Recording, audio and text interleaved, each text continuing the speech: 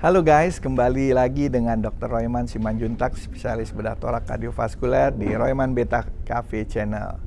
Pada video ini saya akan memberikan edukasi mengenai tata laksana awal serangan jantung. Ayo kita bahas. Serangan jantung atau kita kenal juga dengan istilah sindrom koroner akut atau SKA merupakan suatu masalah kardiovaskuler yang utama karena menyebabkan angka perawatan rumah sakit dan angka kematian yang tinggi. Sebagian besar sindrom koroner akut adalah manifestasi akut dari plak ateroma pembuluh darah koroner yang koyak atau pecah sehingga terjadi proses agregasi trombosit dan aktivasi jalur koagulasi. Terbentuklah trombus yang kaya trombosit atau disebut white thrombus. Dan trombus ini akan menyumbat liang pembuluh darah koroner, baik secara total maupun parsial, atau menjadi mikroemboli yang menyumbat pembuluh koroner yang lebih distal. Selain itu terjadi pelepasan zat vasoaktif yang menyebabkan vasokonstriksi sehingga memperberat gangguan aliran darah koroner. Berkurangnya aliran darah koroner menyebabkan iskemia miokardium dan jika bertahan sekitar 20 menit menyebabkan miokardium mengalami nekrosis atau infak miokard. Infak miokard tidak selalu disebabkan oleh oklusi total pembuluh darah koroner. Obstruksi subtotal yang disertai vasokonstriksi yang dinamis juga dapat menyebabkan terjadinya iskemia dan nekrosis jaringan otot jantung atau miokard. Akibat dari iskemia selain nekrosis adalah gangguan kontraktilitas miokardium karena proses hibernating dan stunning setelah iskemi hilang. Disritmia dan remodeling ventricle, perubahan bentuk, ukuran, dan fungsi ventricle. Sebagian pasien SKA tidak mengalami koyak plak atau ruptur plak seperti diterangkan di atas. Mereka mengalami SKA karena obstruksi dinamis akibat spasme lokal dari arteri koronaria epikardial yang kita sebut angina Prinzmetal. Penyempitan arteri koronaria tanpa spasme maupun trombus dapat diakibatkan oleh progresi plak atau restenosis setelah intervensi koroner perkutan atau IKP. Beberapa faktor ekstrinsik seperti demam, anemia, tirotoksitosis, hipotensi, takikardi dapat menjadi pencetus terjadinya SKA pada pasien yang telah mempunyai plak aterosklerosis. Berdasarkan anamnesis, pemeriksaan fisik, pemeriksaan elektrokardiogram atau EKG, dan pemeriksaan marka jantung, sindrom koroner akut dibagi menjadi 3. Infak miokard dengan elevase segmen ST atau disebut STEMI, infak miokard dengan non-elevase segmen ST disebut non-STEMI, dan ketiga, angina pectoris tidak stabil atau UAP. Infak miokard dengan elevase segmen ST akut atau STEMI akut merupakan indikator kejadian oklusi total pembuluh darah arteri koroner. Keadaan ini memerlukan tindakan revaskularisasi untuk mengembalikan aliran darah dan reperfusi miokard secepatnya. Secara medikamentosa menggunakan agen fibrinolitik atau secara mekanis yang kita sebut intervensi koroner perkutan primer atau PCI primary. Diagnosis STEMI ditegakkan jika terdapat keluhan angina pectoris akut disertai elevasi segmen ST yang persisten di dua sadapan yang bersebelahan.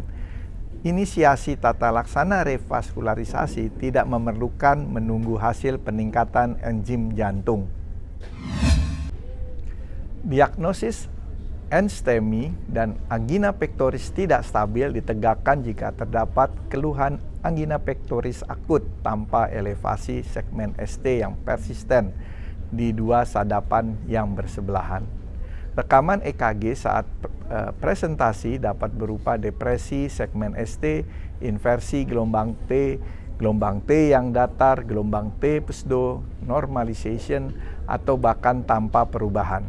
Sedangkan angina pectoris tidak stabil dan non-STEMI dibedakan berdasarkan kejadian infak miokard yang ditandai dengan peningkatan marka jantung. Marka jantung yang lazim digunakan adalah troponin I atau T atau CKMB. Bila hasil pemeriksaan biokimia marka jantung terjadi peningkatan bermakna, maka diagnosis menjadi infark miokard akut segmen ST non-elevasi atau non-ST elevation myocardial infarction atau non-STEMI. Pada angina pectoris tidak stabil, maka jantung tidak meningkat secara bermakna. Pada sindroma koroner akut, nilai ambang untuk peningkatan CKMB yang abnormal adalah beberapa unit melebihi nilai normal atas. Jika pemeriksaan EKG awal tidak menunjukkan kelainan normal atau menunjukkan kelainan yang non-diagnostik sementara anggina masih berlangsung, maka pemeriksaan diulang 10-20 menit kemudian. Jika ulangan EKG tetap menunjukkan gambaran non-diagnostik sementara keluhan anggina sangat sensitif SKA, maksud saya keluhan anggina sangat sugestif SKA, maka pasien dipantau selama 12 sampai 24 jam. EKG diulang tiap 6 jam dan setiap terjadi anggina berulang. Sadapan EKG juga dapat mewakili lokasi infak seperti V1 sampai V2 mewakili septal, V3 sampai V4 mewakili anterior, V5 sampai V6, 1 AVL mewakili lateral, 2-3 AVF mewakili inferior, V7 sampai V9 mewakili posterior, V3R sampai V4R mewakili atrium kanan. Semua perubahan EKG yang tidak sesuai dengan kriteria EKG yang diagnostik dikategorikan sebagai perubahan EKG yang non-diagnostik. Maka dari itu, rekaman EKG penting untuk membedakan STEMI dan sindrom koroner akut lainnya. Pencegahan delay amat penting dalam penanganan STEMI karena waktu paling berharga dalam infak miokard akut adalah di fase sangat awal, di mana pasien mengalami nyeri yang hebat dan kemungkinan mengalami henti jantung. Defibrillator harus tersedia apabila ada pasien dengan kecurigaan infak miokard akut dan digunakan sesegera mungkin begitu diperlukan. Selain itu, pemberian terapi pada tahap awal, terutama terapi reperfusi, amat bermanfaat. Jadi, delay harus diminimalisir sebisa mungkin untuk meningkatkan prognosis. Bila terapi reperfusi yang diberikan adalah intervention koroner percutaneous atau PCI primer, diusahakan delay kontak medis pertama hingga masuknya wire ke arteri yang menjadi penyebab atau kurang atau sama dari 90 menit atau kurang atau sama 60 menit bila kasus resiko tinggi dengan infark anterior besar dan pasien yang datang dalam 2 jam. Bila terapi reperfusi yang diberikan adalah fibrinolisis, diusahakan mengurangi delay waktu kontak pertama dengan tindakan menjadi kurang atau sama 30 menit.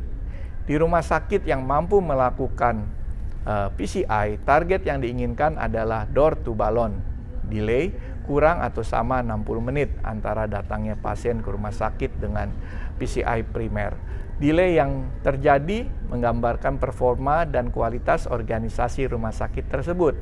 Dari sudut pandang pasien, delay antara awitan gejala dengan pemberian terapi reperfusi, baik dimulainya fibrinolysis atau masuknya wire ke arteri penyebab, merupakan yang paling penting.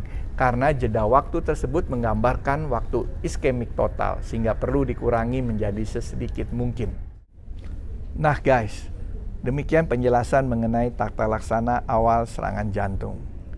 Jadi yang penting saya garis bawahi lagi sebagai take home message bahwa pada tata laksana awal serangan jantung kita harus secepat mungkin, jangan ada delay, atau kita juga harus datang ke rumah sakit atau fasilitas kesehatan yang lengkap atau standby PCI yang memang kita sudah tahu bahwa rumah sakit tersebut mempunyai fasilitas. Kalau memang ada dokter, keluarga, atau dokter yang Anda kenal, sebaiknya Anda secepatnya menghubungi dokter tersebut dan lakukan pertolongan pertama seperti memberikan obat di bawah lidah atau memberikan pengencer darah yang biasa Anda makan, aspirin atau clopidogrel dalam dosis full. Tapi yang paling penting juga kalian harus tenang, jangan panik, ya. Cepat lakukan tindakan, bawa pasien atau keluarga Anda ke rumah sakit yang mempunyai fasilitas. Demikian guys, apabila ada pertanyaan atau ide materi yang mau dibahas, boleh banget komen di kolom komentar ya. Jangan lupa untuk subscribe, nyalakan lonceng supaya tidak ketinggalan update-update video terbaru dan share ke teman dan keluarga kalian. Terus jaga kesehatan jantung kita. Salam sehat, Dr. Royman.